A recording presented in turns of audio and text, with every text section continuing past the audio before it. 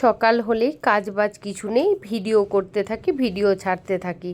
তো এটা শুনে শুনে আমার কান পুরো একদম পচে গেছে।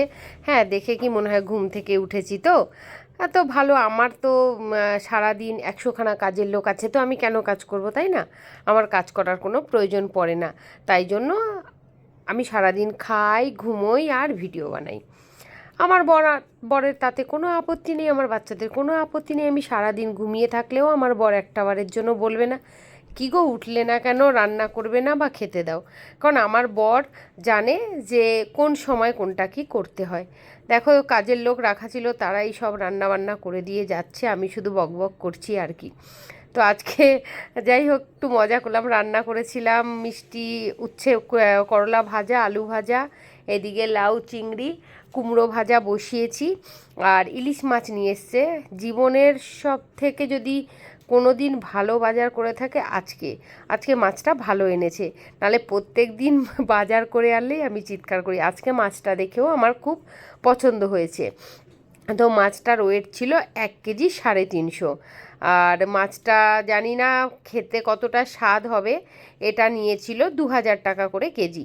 তো মাছটা কিন্তু খুব ভালো কোয়ালিটি ছিল, দেখে আমার সত্যি খুব ভালো লেগেছে। আর পরিচিতি মানুষের কাছ থেকেই মাছ এনেছে, তাই জন্য বোধহয় অনেকটাই ভালো হবে। মাছটাতে প্রথমে নুন হলুদ আর সর্ষের তেল বেশ খানিকটা মাখিয়ে বেশ খানিকক্ষণ রেখে দেব। কারণ এইভাবে যদি আমি রেখে দিই মাছের মধ্যে নুনটা না খুব ভালোভাবে ঢুকবে। আর ইলিশ মাছটা একটু মোটা কাটলেই ভালো হয়, এটা একটু বেশি মোটা হয়ে গেছে। এবার কাঁচা লঙ্কা চিড়ে দিয়ে দিয়েছি। এখানে কালো সর্ষে, সাদা সর্ষে আর পোস্ত, শুধুমাত্র কিন্তু এক ধরনের সর্ষে দিলে খেতে বা ঝাঁঝ কোনোটাই ভালো হবে না।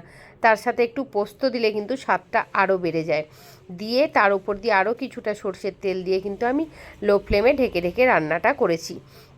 রান্নাটাও আমার হয়ে গেছে। ভেবেছিলাম ভাপা করব, যেহেতু অনেকগুলো লোক সেই জন্য আর ভাপা করলে হবে না, কারণ এতটা মাছ একসাথে ভাপা করা যাবে না, এতটা বড় জায়গা নেই, সেই জন্য আর ভাপা করিনি।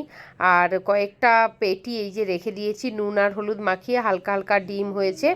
এদিকে দেখো ডাল হয়ে গেছে, টমেটো ধনে পাতা দিয়ে ডাল করেছি। আর বললাম যে কুমড়ো ভাজা বসিয়েছিলাম, মিষ্টি কুমড়ো ভাজা, সেটাও হয়ে গেছে। আর মিষ্টির ডাব্বা দেখো পুরো মিষ্টিতে মিষ্টিময় হয়ে রয়েছে।